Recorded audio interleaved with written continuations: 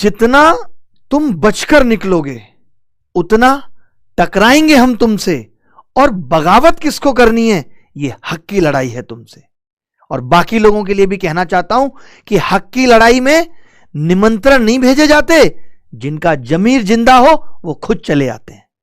आपको पता होगा कि लगातार पिछले 1 महीने से मैं ये एसएससी की लड़ाई लड़ रहा हूं। पहले लड़ाई बहुत बड़ी थी और 1,65,000 बच्चों को जगह मिली थी कि वो मेंस का एग्जाम देंगे, और जो बच्चे बॉर्डर लाइन पर रह गए थे, हमारा ये कहना था कि कुछ बच्चे इस लिस्ट में गलत आ गए और जो बॉर्डर लाइन वाले बच्चे हैं, डिजर्विंग कैंडिडेट है, उनको मौका मिलना चाहिए। काफी सारे 1,65,000 बच्चों में से भी काफी सारे बच्चों का कहना था ये पता नहीं क्या कर रहे हैं, क्या मतलब है, बड़े खराब तरीके से वो अपनी अपनी बातें कह रहे थे। खैर, अब उनको भी जवाब मिल गया, उनको भी पता चल गया है कि नहीं, जो लड़ाई हमने शुरू की थी वो की, और आज उनको भी ये लग रहा है कि एसएससी गलत करती है। पता है, जब तक बात खुद पे नहीं आती, जब तक खुद पे नहीं बीतती ना, तब तक पता नहीं चलता। आज आपको दर्द हो रहा है ना कि टाइपिंग टेस्ट में आपके साथ गलत हुआ है, और हुआ है गलत। अब आपको लग रहा है ना कि कोई आके आपका साथ दे और ये लड़ाई लड़े फिर से आपके लिए, तो मैं फिर से खड़ा हूं और मैं लड़ूंगा, क्योंकि मैंने आपकी किसी बात का बुरा नहीं माना। मैं तो जानता हूं ना कि सब मेरे जैसे सेल्फलेस नहीं हो सकते ना, सबको अपनी चिंता रहती है, सब एक जैसे कैसे हो जाएंगे। इसीलिए मैं आपसे वो उम्मीद ही नहीं रखता हूं कि आप उन बच्चों के लिए भी सोच पाते जो बॉर्डर लाइन पे थे। कोई बात नहीं, आपने नहीं सोचा, मैंने सोचा, और मैंने उनको इन भी करा दिया 1 दिन पहले। और जिनके एडमिट कार्ड नहीं आए थे, संडे के दिन आज 5 मिनट के अंदर उनके एडमिट कार्ड भी निकल गए। फिर भी कोई बच्चा रह गया हो तो बता देना। मैक्सिमम लोग अब पेपर में बैठ रहे हैं। अब बताते हैं एसएससी में कल क्या हुआ। कल 80,000 बच्चे पेपर देने गए, तो 7:30 बजे एंट्री थी। कुछ को तो एंट्री टाइम पे नहीं मिल पाई, कुछ का पेपर में जब वो 9 बजे घुसे तो जो कमीशन की कुछ फॉर्मेलिटी होती है वो करने में देरी कर दी इन्होंने, वो पहले नहीं कराई, पेपर के बीच में करा रहे। अब आप सोचिए, बच्चों के पास एक ही मौका है। पहले कुछ साल पहले तो ऐसा होता था कि आप टीयर 1 में कुछ गड़बड़ हो जाती थी, टीयर 2 में कंपनसेट कर लेते थे, या लास्ट में एसए में कंपनसेट कर लेते थे। बट अब तो वैसा दौर नहीं है, टीयर 1 के मार्क्स कैलकुलेट होने नहीं है, टीयर 3 जैसा कुछ है नहीं। एक ही चीज है, वो है टीयर 2, और टीयर 2 के 2.25 घंटे आपकी बची हुई जिंदगी को निर्धारित करते हैं। वो कितने महत्वपूर्ण है ये आपके सिवाय कोई और नहीं समझ सकता, कि आप साल भर मेहनत करके आते हैं और वो 2.25 घंटे आपकी जिंदगी डिसाइड कर देते हैं। मानते हैं? 2.25 घंटे जिंदगी डिसाइड कर देते हैं। कितने लोग कॉल कर रहे हैं, पागल हो गए, बच्चे भी पागल कर देते हैं एकदम कॉल कर करके। ठीक है, अब मेरी बात सुनना, उस 2.25 घंटे में अगर बच्चे के ऊपर प्रेशर क्रिएट होगा कि कभी उसका कीबोर्ड नहीं चल रहा है, माउस नहीं चल रहा है, या कोई और दिक्कत वो फेस कर रहा है, आप बीच में उसको डिस्टर्ब करने आ जाओगे, बच्चों को आपको पता होगा कि डाटा एंट्री स्पीड टेस्ट जो है उसमें will be conducted for a passage of about 2000 की depression for a duration of 15 minute. ये होता है कि आपको 15 मिनट के अंदर 2000 की डिप्रेस करनी है, 2000 बार कीबोर्ड चलना चाहिए। बच्चा 10 मिनट में करके फ्री हो जाता है, 5 मिनट में वो चेक कर लेता है कोई गलती तो नहीं हुई, क्योंकि इसमें गलतियों की सीमा है कि अगर आप इससे ज्यादा गलती करोगे तो आपकी साल भर की मेहनत खराब हो जाएगी, आपको नौकरी नहीं मिलेगी। सोचिए, ये 2000 कीवर्ड्स डिसाइड करते हैं आपको नौकरी मिलेगी या नहीं मिलेगी, ये भी कितनी इंपॉर्टेंट चीज है। तो ये भी सही तरीके से होनी चाहिए थी, बट इन्होंने क्या किया, 10,000 एग्जैक्ट नहीं पता अभी तक बच्चों को, बट बच्चे ये बोल रहे हैं कि 10,000 के आसपास, 8,000 के आसपास इन्होंने की दे दी। तो अब उस की में होता क्या है कि ये ऑनलाइन होता है, हमारे टाइम पे तो ऑफलाइन होता था, पैसेज मिल गया, जब भी मिलता 10,000 का हम कान पे मार के आधा पेज फड़वा लेते उनसे, लेकिन आपको तो कंप्यूटर में मिला, पता भी नहीं है, 15 मिनट शुरू हो चुके हैं, आप ज्यादा बोल भी नहीं सकते, आपने चालू कर दिया। आप चालू करते करते देख रहे हैं बच्चा अभी पूरा ही नहीं हो रहा, पूरा ही नहीं हो रहा, वो स्क्रॉल करने जब तक गया तो आप जानते हैं कि अगर 10,000 पेज का पैसेज है और वो स्क्रॉल करने जाएगा तो वो बार छोटा होता जाएगा। जब वो छोटा हो जाएगा तो बच्चे ने जहां लिखा था अपना टेक्स्ट वही उसको नहीं दिखा, वो इतना ऊपर चला गया। कोई इतने फास्ट कीबोर्ड तो है नहीं, तो बच्चा कुल मिला के वो 2,500-3,000 तक टाइप करता रहा, ना वो अपनी गलतियां देख पाया। यानी अब उसके मन में यह संशय है कि वो इस टेस्ट में पास होगा या नहीं होगा, और अगर वो पास नहीं होगा इसका मतलब कि उसको नौकरी नहीं मिलेगी। सोचिए, साल भर उसने मेहनत की, प्री एग्जाम क्वालिफाई किया, उसके बाद उसने मेंस की तैयारी की, अपना पैसा तन मन सब कुछ लगाया उसने। उसके बाद सिर्फ ये 15 मिनट ने डिसाइड कर दिया कि तुम नौकरी के लायक नहीं हो। देखिए, आपको ये बात समझनी पड़ेगी और सबको समझनी पड़ेगी। जो ये 1,65,000 बच्चों की बात नहीं कर रहा, जो 18 लाख बच्चे पेपर में बैठे हैं, जो 36 लाख लोग फॉर्म भरते हैं, जो 50 लाख लोग तैयारी कर रहे हैं और जो शिक्षक उनको पढ़ा रहे हैं, उन सबको ये समझना पड़ेगा कि ये लड़ाई जो हमने की थी ना भाई, जरूरी है चलाना। जो हमने लड़ाई की थी वो इसीलिए की थी कि एसएससी हम तुम्हारी मनमानी नहीं होने देंगे। बात केवल 1100 बच्चों को इन कराने की नहीं थी, बात यह थी गलत हुआ है तो गलत को ठीक करो ताकि इनका मन और चौड़ा ना हो। अब आप देख रहे हो ये कितनी बड़ी और ब्लंडर मिस्टेक है। क्या ये नहीं बताती कि ये डिजर्विंग कैंडिडेट को बाहर करने का तरीका है जैसे यूएफएम में किया था? यानी ये लोग नए नए तरीके निकाल ला रहे हैं बाहर करने के। अब ये आपको बाहर कर देंगे। फिर जो मैंने बात कही थी कि 18,000 में 8,000 तो इनके ही लड़के सेलेक्ट हो रहे हैं, क्या वो गलत थी? क्योंकि आप मेंस में कितना भी अच्छा करके आए हैं, इन्होंने आपको बाहर कर दिया, बाहर का रास्ता दिखा दिया, रोते रहो आप। इसीलिए लड़ाई लड़ना जरूरी है। इनसे जब तक लड़ाई नहीं लड़ी जाएगी, जब तक इनको कोर्ट में नहीं घसीटा जाएगा, जब तक कि इनकी बेइज्जती पे बेइज्जती पे बेइज्जती नहीं होंगी, 2-4 कॉन्टेम्प्ट इनके ऊपर नहीं पड़ेंगे, तब तक ये सुधरने वाले नहीं है। हद मचा के रख दी है, कुछ भी तरीका निकाल लाते हैं नया बच्चों को बाहर करने का। अब देखिए एसएससी को, और आप भूल जाइए अब कि ट्विटर से कुछ होने वाला है। मीडिया की भी कोई क्रेडिबिलिटी नहीं बची है। मीडिया वाले बोलते हैं अभी तो दिल्ली इलेक्शन है, हमें उस पर फोकस करने दो, हमें तो उससे ही फुर्सत नहीं है, गाली गलौच से फुर्सत नहीं है, हम ये सब नहीं दिखाएंगे। मीडिया से कोई भरोसा नहीं है। अब भरोसा रह गया तो वो न्यायपालिका पे रह गया है। और वो भी ये नहीं कह सकते कि बच्चों को बोल दें जाओ, मैं अभी आपको बोल दूं ना आप जाओ और कोर्ट से ऑर्डर ले आओ अपने टाइपिंग टेस्ट रीटेस्ट का, वो भी नहीं हो पाएगा। क्योंकि वहां भी इतनी सारी चीजें हैं जो मैं यहां आके नहीं बोल सकता हूं। आपको आसान लगता होगा, आप जरा अपने पिताजी को ही पूछ लेना कि एक मास्टर है और उसने 1134 बच्चों को इन कराया और रिजल्ट रिवाइज करा दिया था और 3 दिन गया था कोर्ट में। आपके पिताजी खुद बता देंगे आपको कि सामने वाले की कितनी चप्पल घिस गई होंगी और क्या हालत हुई होगी, वो आपको खुद बता देंगे। तो कोर्ट में भी एक अलग लड़ाई है, वहां तक पहुंचने की एक अलग लड़ाई है, बाकी चीजें तो बाद में होंगी। तो अब एसएससी को हम सीधे सीधे शब्दों में एक तो ये गुजारिश कर रहे हैं कि भाई आप ये री टेस्ट कराओ टाइपिंग का। अब 80,000 बच्चों का टाइपिंग टेस्ट कराना जरूरी है? नहीं है। क्यों? क्योंकि 80,000 में मुझे लगता है 30,000 बच्चे तो शायद फिर भी क्वालिफाई कर गए होंगे। अगर 30,000 बच्चे क्वालिफाई कर गए तो बचे केवल 50,000 हैं। अब मैं ये बोल दूं एसएससी को कि जिन बच्चों के प्री में 200 से कम नंबर आ रहे हैं उनका मत कराओ, वो भी कहना मुझे नहीं लगता उतना सही होगा।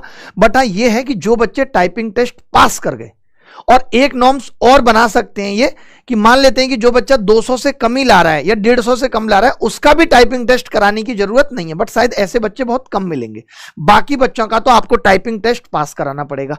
हम एसएससी को कहते हैं कि आप कट ऑफ बढ़ा दो, तब भी ये अब आपको पता ही नहीं चलेगा। ये बोलेंगे आपने 10% एरर की है और हमने 10 वाले को पास कर दिया। आप कहोगे मैं कैसे मान लूं मैंने 10% एरर की है, और एरर जो हुई है वो इनकी गलती से हुई है। आप तो वरना एरर करते ही नहीं, आप तो कर देते 15 मिनट में 2000 वर्ड पास। ऐसा कौन सा लड़का है जो रात में 1.5 घंटे अपनी वाली से चैटिंग नहीं कर रहा? सबकी स्पीड फास्ट है, to hello hi good morning missing you से लेकर लविंग यू सब कुछ जानता है वो। आज की डेट में टाइपिंग इतना बड़ा इश्यू नहीं है, क्योंकि मोबाइल का कीबोर्ड जैसा ही वो कीबोर्ड है, बच्चा कर देता है फास्ट टाइपिंग। तो मुझे नहीं लगता कि जो बच्चा मेंस देने जा रहा है वो टाइपिंग में फेल हो सकता है। तो या तो भैया टाइपिंग में आप सबको ही पास कर दो, छोड़ो ही मत किसी को, या तो आप ये गारंटी ले लो कि जी टाइपिंग में हर बच्चा पास है, और या फिर आप टाइपिंग टेस्ट दोबारा कराओ उन बच्चों का जो फेल हुए हैं। पास वालों का कराने की जरूरत नहीं है। क्या पता 50,000 बच्चे पास हो गए हो, 30,000 बच्चे बचे हों टाइपिंग के लिए, तो आप उनका करा लो। बट ये रास्ते जो आप निकाल रहे हो अपने बंदों को घुसाने के, हम इस पे पानी फेरते रहेंगे, ऐसा हो नहीं पाएगा। इतना सुन लो एसएससी में जब आज मेरी सुबह बात हुई एडमिट कार्ड को लेकर के, तब मैंने उनको इस चीज के लिए भी बोला कि कल जो बच्चों का पेपर है एटलीस्ट उनका तो ठीक करा दो। और उन्होंने ये भरोसा भी दिया है, बताया है कि हमने ये बात ऊपर तक पास कर दी है कि ये चीज कल के एग्जाम में ना हो। बट मुझे अभी भी इस बात का भरोसा नहीं हो रहा, अभी भी मुझे इस बात का एकदम भरोसा नहीं हो रहा।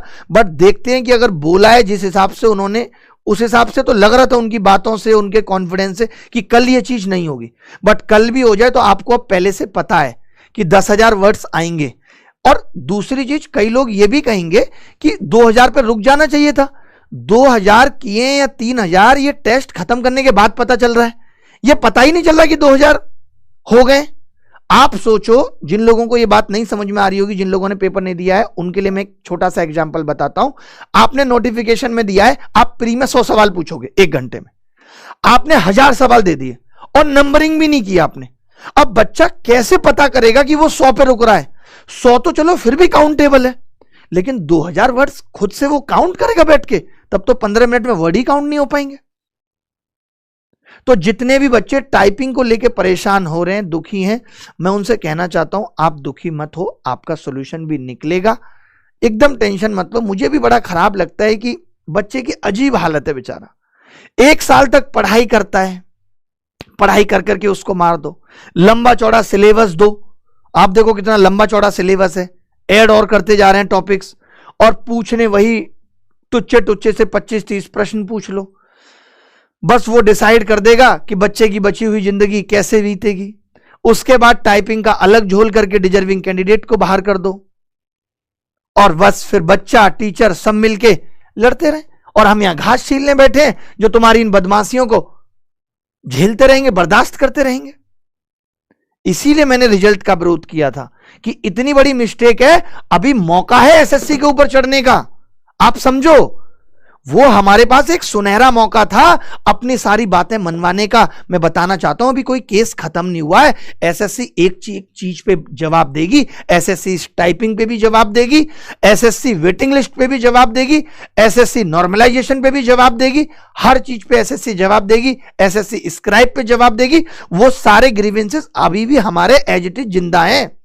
आप समझो, आप देखो बच्चे कैसे कैसे मैसेज कर रहे हैं, क्या क्या बोले।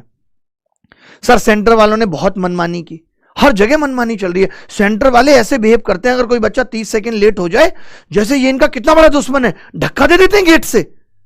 तुम्हारी भैंस को भोपाल ले जाओ, औकात में रहो। इन्विजिलेटर हो कोई, तुम इन्वेस्टिगेटर नहीं हो किसी एजेंसी के, जीएसटी और इनकम टैक्स की, जो बच्चा तुमसे डरेगा। और गलत किया है क्या जो डरेगा? रोडें तो देख लो बिहार की, बसें टाइम पे पहुंचती नहीं है, ट्रेनें टाइम पे पहुंचती नहीं है, फ्लाइटें अलग से लेट हो रही हैं। कौन सा काम टाइम पे हो रहा है कि बच्चा 30 सेकंड लेट हो जाए तो तुम कनपट्टी पे मार के बाहर कर देते हो उसको? ये देखो, प्लीज सर इस पे भी आवाज उठाइए। मुझे तो ऐसा लग रहा है, मैंने सोचा था अब मैं शांति से एकदम बैठूंगा। आज मैंने 12 बजे एक क्लास लगाई थी, बच्चों का रिवीजन कराऊंगा, जिन बच्चों का कल पेपर है। कैसे करा दूं? पढ़ूं या इन बातों में रहूं? ना बोलूं? बच्चा सर आप नहीं बोलोगे तो कौन बोलेगा, आप नहीं बोलोगे तो कौन बोलेगा, हमारे साथ तो गलत हो रहा है, आप आवाज नहीं उठाओगे तो कौन आवाज उठाएगा। सालों बाद आज एसएससी सीजीएल मेंस पेपर देने के बाद श्योर था कि इस बार सिलेक्शन हो जाएगा, पर टाइपिंग टेस्ट के बाद कोई उम्मीद नहीं लग रही। भाई उम्मीद है, अभी हम है ना खड़े, उम्मीद है, चिंता मत करो। टाइपिंग टेस्ट या तो दोबारा करा के रहेंगे या ये सबको पास करेंगे, ये बताएंगे खुद नोटिफिकेशन डाल के। मैंने ये बात भी आपकी पहुंचा दी एसएससी तक कि तुम बताओ अब इसका सोल्यूशन क्या है जो बच्चों के साथ गलत हुआ है। तो इनके नोटिफिकेशन का वेट करते हैं, चिंता मत करो। No prior notification and all our hard work and effort lost within a few minutes. And now 26th वालों will have more advantage than us. कोई बात नहीं, ऐसा नहीं, आपके साथ भी गलत नहीं होगा, चिंता मत करो। Sir, it is very much needed for the serious aspirant who spent sleepless nights for years and just a 15-minute typing exam changed the entire game of the CGL. We cannot accept it. मत करो चिंता। ऐसे ऐसे दुख भरे message पढ़ता हूं, मेरा भी दिल पिघल जाता है। मैं भी इंसान हूं कि क्या करूं, इन्होंने इतनी मेहनत की है, रातों जगह। माउस की अलग प्रॉब्लम चल रही है, डिजिटल इंडिया में रह रहे हैं, 2047 में विकसित भारत बनाएंगे। ये तो वो भारत जो कमियां है वो कोई दिखाई नहीं रहा। क्या कोई मीडिया वालों का इतना फर्ज नहीं बनता है कि ये भी एक एक 2-2 सेंटर पे चले जाएं, वहां बच्चों से बात करें कि सब ठीक से चल रहा है नहीं चल रहा? सारा डर ही खत्म हो गया है ना। लोग मनमानी करेंगे, सबको पीआर की पड़ी, बस ऐसी चीजें चलाओ जिससे टीआरपी बहुत अच्छी आए। युवाओं को कौन पूछ रहा है? इनको तो ज्यादा चलाएंगे तो खुद मोदी जी का फोन है, पागल हो इनको चलाते हो। इनको बोलो लगाएं, ये रेडी लगाएंगे, पकौड़े की रेडी लगाएंगे। इसीलिए तो ये 10th 12th ग्रेजुएट होके बैठे हैं। वैसे ये भारत का भविष्य है, कमाल का भविष्य है। ये युवा है कहां? युवा तो राहुल गांधी है, युवा तो अनुराग ठाकुर है, युवा ये थोड़ी युवा है, इन युवाओं की थोड़ी कोई वैल्यू है।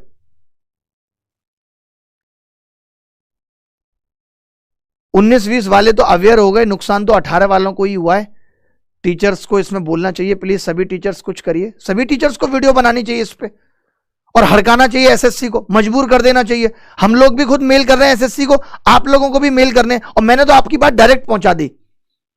अब भाई का ऐसा हो गया है कि कोई, अब देखो ना एडमिट कार्ड नहीं आए थे, एडमिट कार्ड नहीं आए थे, आपने पढ़ा होगा कि उसमें से काफी सारे बच्चों के 20-30 बच्चों के एडमिट कार्ड ही नहीं आ रहे, निकलवा दिए तुरंत, संडे के दिन निकलवा दिए। अब हल्के में मत लेना भाई को, एकदम मत लेना, don't take light as much you can do it. Sir what will be the justice for 18th shift student for facing everything first? सबका वही एक इशू है, please conduct typing test again. वतन के लिए पद लेना है, वेतन नहीं चाहिए, रोटी के लिए नहीं, बस सपनों के लिए पद चाहिए। बताओ sir, scrolling issue in exam, endless typing paragraph, endless typing paragraph पूछ रहे हैं, स्क्रॉल करता रहा बच्चा, स्क्रॉल करता रहा, स्क्रॉल करता रहा। इसको इंग्लिश में इसी को कहते हैं वाइल्ड गूज चेज, पढ़ा होगा आपने। सर स्क्रॉलिंग से सब खत्म कर दिया, स्क्रॉल किए तो बहुत नीचे आ गया, उस मोमेंट पे वो मिला ही नहीं जो हमने टाइप किया था, एकदम सब कुछ ब्लैंक हो गया। इन्विजिलेटर ने भी मिसगाइड किया, उनको भी कुछ नहीं पता था इसके बारे में, उनको क्या पता चलेगा, तभी तो इन्विजिलेटर है। 600 रुपए में आजकल इन्विजिलेटर बन जाता है। इन्विजिलेटर पे भी एसएससी को एक्शन लेना चाहिए कि भैया आपकी लैब है तो इन्विजिलेटर की क्वालिफिकेशन, उसको नॉलेज, उसकी ट्रेनिंग प्रॉपर होनी चाहिए, ऐसा नहीं किसी को भी इन्विजिलेटर बना दो। All the candidates of Ansol Center have faced 2-tier issues. Many of us cried in exam center. मैंने तो देखा ना, आज एक बच्ची सुबह फोन करके ऐसे रो रही है, ऐसे रो रही है कि मेरे पास शब्द नहीं है उसको बोलने के लिए।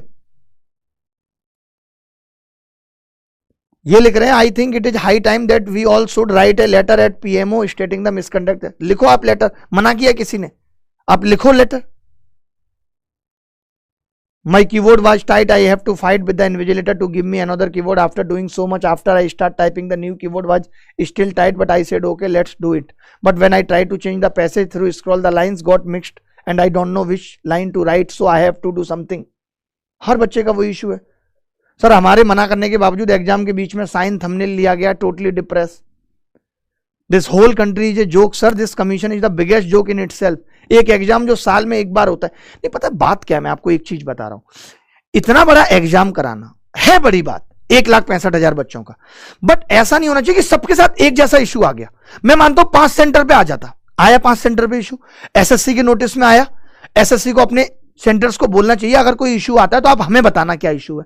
उन्होंने बताया, उन्होंने कहा कोई बात नहीं, इन सेंटर्स का एग्जाम दोबारा हो जाएगा। ऐसा भूतकाल से होता चला आया है। हमारे टाइम पे भी होता था तुषार भाई कि अगर 2-3 सेंटर में दिक्कत आ गई तो सामने एक नोटिफिकेशन आ जाता था, तुरंत तो इन सेंटर्स का पेपर दोबारा होगा। बट अब ये कमीशन इतना काम से बचना चाहते हैं, करना ही नहीं चाहते। आप सोचो 2014 में 2 प्रश्न आए जीएस में, सबसे लंबी हीरोइन कौन है? वाहियात प्रश्न। भाई हीरोइन वो तो है नहीं जो उसमें आई है मूवी में, उसके अलावा भी हीरोइन होती है। दीपिका पादुकोण ऑप्शन था। दूसरा आया ड्रीम गर्ल कौन है? अब किसकी dream girl? Hema Malini option में था। ये 2 सवाल एकदम वाहियात थे, नहीं पूछने चाहिए ऐसे सवाल जीएस में। पेपर हुआ है, 2 घंटे के अंदर नोटिस आ गया एसएससी का कि इन 2 प्रश्नों को हटा दिया जाता है एग्जाम से। जबकि अब तो सोचो कितनी बड़ी बड़ी चीजें हो रही हैं, अब ये लोग नोटिस नहीं निकाल रहे। तो जब तक ये 2-4 केस इन पे इस तरीके के नहीं होंगे और हम फैसला लेके नहीं आएंगे, नाक रगड़वाएंगे नहीं जब तक इनको, जैसे अभी रगड़वाई है कि रात के 10 बजे अपडेट कर रहे थे रिवाइज रिजल्ट, रिवाइज करना पड़ रहा है रिजल्ट, करोगे नहीं है? तुम्हारे बाप का कमीशन है, हमारा तो कोई हक ही नहीं है। मजाक बना के रख दिया यार। ये तो प्रॉब्लम खत्म होने का नाम ही नहीं ले रही। कभी यूएफएम, कभी एडमिट कार्ड में इशू। आज एक बच्चे का एडमिट कार्ड जारी किया तो उसकी जन्म तिथि पता है क्या है? आप देखेंगे तो डर जाएंगे। उसकी जन्म तिथि है भाई साहब की, ये देखिए, बच्चे की जन्म तिथि इन्होंने डाली है 20/1/2025 जन्म तिथि है ये। इसकी जन्म तिथि में डाल दिया जो एग्जाम से थे, यानी अभी ये कल तो पैदा होगा, कल पैदा होगा, तैयारी आज से कर रहा है, अगला जन्म होगा इसका कल। सही डाला उन्होंने भी। चलो ये बारीकियां कमियां हैं, बट लेकिन इनको सुधारने के लिए ऐसी हेल्पलाइन बननी चाहिए कि तुरंत एक्शन हो जाए। अभी तो चलो मेरे थ्रू ये सब चीजें हो गई, नहीं तो ये बच्चे जिनके 20-25 के एडमिट कार्ड नहीं आए, ये तो पेपर ही नहीं दे पाते, जबकि कोर्ट का ऑर्डर था ना। इनके पास इतना लेबल है कि फिर ये जा रहे हैं कंटेम्प्ट ऑफ कोर्ट कर रहे हैं। उससे होता क्या? इनका भविष्य तो निकल गया ना हाथ से, आपकी कमी की वजह से। कैसा डिजिटल इंडिया है ये? अब तो लगता है मोदी जी से ही सवाल करना पड़ेगा, मोदी जी को पूछना पड़ेगा कि मोदी जी ये डिजिटल इंडिया है? आप दुनिया भर में घूमते हो, कभी आप चाइना घूम रहे हो, कभी मेलोनी इटली में आप घूम रहे हो, आप नहीं देख रहे वहां लोगों के एग्जाम सिस्टम कैसे है? वहां से तो इतनी खबरें नहीं आ रही। हम भी इंटरनेशनल इश्यूज देखते हैं, यहां पे ये सब हो रहा है क्योंकि यहां पे तो हमारा सीधा फोकस सिर्फ चुनाव में ये लोग इतनी बदतमीजियों पे उतर गए, किसके घर में कौन सी लेटरिन सीट लगी है, इन चीजों पे इनके चुनाव होने हैं। केजरीवाल बोलेगा मोदी जी जिस कुर्सी बैठते हैं वो 1600 करोड़ की है, मोदी जी बोलेंगे केजरीवाल जिस पे करते हैं वो सीट 15 लाख की है, बस ये रह गया देश में। और मीडिया भी इसको दिखा रही है और लोग भी देख के अच्छा टाइम पास कर रहे हैं, किसी को फर्क ही नहीं पड़ रहा। ये सब दिखा के और देश को किधर ले जा रहे हैं? विकसित देश बनाएंगे, विश्व गुरु बनाएंगे 2047 में ये विश्व गुरु बनाएंगे। मजाक तो बना ही दिया है, मजाक मजाक में विश्व गुरु बना देंगे। सब कुछ तो मजाक मजाक में ही हो रहा है। मजाक मजाक में 15 लाख से मजाक शुरू हुआ था, अब तक मजाक ही चल रहा है। सरकारें अगर इन कमीशन को टाइट नहीं करेंगी, और कोर्ट भी कितना करेगा, आपको भी पता है कि हमारी न्यायपालिका में किसी भी चीज को लिस्ट कराना, उस पर बात करना, उस केस के फैसले आने में कितना वक्त लग जाता है, तब तक बच्चे की उम्र निकल जाती है। फिर भी जिनका आखिरी अटेम्प्ट था उनका, मैंने कहा भी था आपको पिछले में, अभी भी कह रहा हूं, एक अटेम्प्ट बढ़वाने की पूरी कोशिश होगी, जी जान लगा देंगे। और इस टाइपिंग वाले इशू पे अब आप कहीं कोई मैसेज कॉल मत करो, सब लोग वीडियो बना रहे हैं इस पे, सारे टीचर भी वीडियो बनाएंगे, बच्चों को बताएंगे कि आप चिंता ना करें, क्योंकि मैं देख रहा हूं आपका दर्द दुख सब समझ रहा हूं, परेशान मत हो, ठीक है? सब अच्छा होगा और ये लड़ाई भी लड़ ली जाएगी। ये इतनी बड़ी लड़ाई नहीं है, तुमने मेंस दे दिया है, मेंस उसके बाद होता तो मैं सोचता कि थोड़ा डर की बात है, बट मेंस आपका पहले हो गया है और आप अच्छा करके आए। और बाकी ये जो छोटे मोटे इशू जो आप बता रहे हैं, इन्विजिलेटर, ये सब, इन सब की लड़ाई के लिए ही हम कोर्ट गए कि एसएससी में आप रिफॉर्म्स की जरूरत है, आप फॉर्म फीस बढ़ाइए।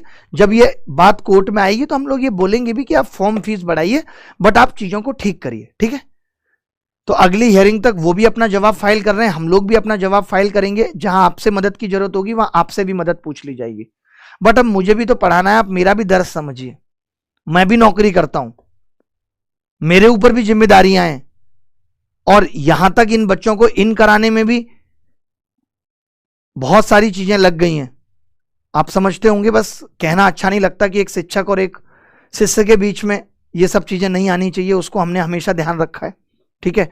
तो अब आप भी पढ़ाई करो, मेरे ऊपर भी पढ़ाई का प्रेशर है, आपके पास मेरा नंबर है, आपके जो भी ग्रीवेंसेस हैं आप भेजते रहो। और अभी आप एसएससी को सब लोग मेल कर दो, 80 के 80,000 बच्चे से मेरी रिक्वेस्ट रहेगी, गुजारिश रहेगी कि अपनी ये ग्रीवेंसेस 8-9 लाइन में, बहुत लंबा नहीं करना, 8-9 लाइन में इन एसएससी के हेल्प डेस्क का नंबर है इस पे, और इन सब पे भेजो, ठीक है?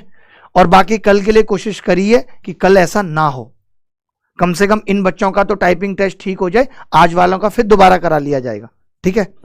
तो एकदम चिंता मत करना, टाइपिंग टेस्ट इतना बड़ा इशू नहीं रहा है हमारे लिए। पूरा एग्जाम कराना बड़ा इशू था, बट टाइपिंग टेस्ट कराना बड़ा इशू नहीं है। तो आप हिम्मत रखो, परेशान मत हो, आपका मेंस अच्छा हुआ है, आपको नौकरी मिलेगी हर हाल में इस साल, कोई माइका लाल नहीं रोक सकता, पूरी ताकत झोंक देंगे उसके लिए, ठीक है? बाकी पढ़ाई भी करते रहो। जिन बच्चों का कल पेपर है उनको मैं बताना चाहता हूं, आपको लोगों ने भी बताया होगा कि कुछ भी ऐसा नहीं है जो पेपर में नया पूछा जा रहा है, बेसिक पेपर जैसा हमेशा पूछा जाता है वैसा ही पेपर पूछा जा रहा है। तो जो बच्चे अभी नए आए थे उनका मुझे रिवीजन कराना था आज लाइव, बट मैं नहीं करा पाया। आप देखो ना मैं क्या क्या करूं, मेरा भी सर पड़ता है यार। अभी पिछले 8 रातों से 3-3 बजे सोना, 3:30 बजे सोना, अब ये सुबह काम आ गया, एडमिट कार्ड निकलवाने, एडमिट कार्ड नहीं आए, एडमिट कार्ड नहीं आए, उसमें बंदे भेज रहे हैं, बंदों से फिर मैं बात कर रहा हूं फोन पे, बहुत सारी चीजें होती हैं। क्या क्या मैं आपको बताऊं? आप बताओ, आसान है क्या कल पेपर है और आज एडमिट कार्ड निकलवाना? अब पूछना किसी को कि ऐसा पहले कभी एसएससी के इतिहास में होता आया है क्या, कि एसएससी के लोग हमें फोन करके पूछ रहे कि किस किस का नहीं आया, भेज दो डिटेल, हम निकाल देंगे? ऐसा हुआ है क्या कभी पहले एसएससी के इतिहास में? ऐसी चीजें होती हैं इतिहास में पहली बार। तो ये 2 वीडियो जरूर पढ़ के जाना, इनसे बाहर कुछ नहीं आएगा। और आज मैं वीडियो बनाता भी तो कई लोगों को ये भी लग जाता है यार कि इन बच्चों को हेल्प मिल गई। ये मैंने कल वाले बच्चों के लिए भी बोली थी 2 वीडियो, आज वाले बच्चों के लिए भी ये 2 वीडियो बोल रहा हूं, इनसे बाहर कुछ नहीं आएगा, ठीक है? ये पूरा रिवाइज कर लेना, ठीक है? चलिए, धन्यवाद। टेंशन मत लो, एकदम परेशान मत हो, सब चीजें ठीक हो जाएंगी और सब लोग लगे हुए हैं, सब लोगों का एफर्ट रहेगा, एकदम चिंता मत करो, ठीक है? चलो परेशान मत होना, मैं समझता हूं तुम्हारा दुख दर्द, हमने भी देखा यार, हमें भी पता है कि कितना मुश्किल होता था कि तैयारी की, प्री निकाल दिया, मींस भी अच्छा दे दिया, अब टाइपिंग में मर गए। हर बच्चा परेशान है और ये सच में जेन्युइन बात है, गलत हुआ है। इस चीज को बाकी और भी उठाने की कोशिश करते हैं, मीडिया तक भी ले जाने की कोशिश करते हैं, आप चिंता मत करो, ठीक है। ध्यान रखना, खुश रहना, ख्याल रखना अपना, और पढ़ते रहो। अगर अभी और अटेम्प्ट बचे हैं तो 2025 के लिए पढ़ो, अगर आपको लग रहा है इस साल हो जाएगा तो मत पढ़ो, ठीक है। और इस साल वेटिंग लिस्ट वाली चीज भी करा के रहेंगे, और जो जो बोला है वो करा के दिखाया है, तो आप भरोसा भी रखें, ठीक है। धन्यवाद, थैंक यू। एडमिट कार्ड वाली बात के लिए फिर से बोलना चाहता हूं, अभी भी अगर किसी का लग रहा है एडमिट कार्ड नहीं आया है तो प्लीज इस वीडियो को भी इसलिए उस बच्चे को जरूर भेज देना, ये इतनी सी क्लिप काट के कि सर ने बोला है, मैंने नंबर भी दिया था, फिर से बोल देता हूं, इस नंबर पे भेज दें। अगर किसी का भी एडमिट कार्ड नहीं आया है तो निकल जाएगा, फिर नहीं निकलेगा। कल पेपर है 6395993599, ठीक है। चलो बाय।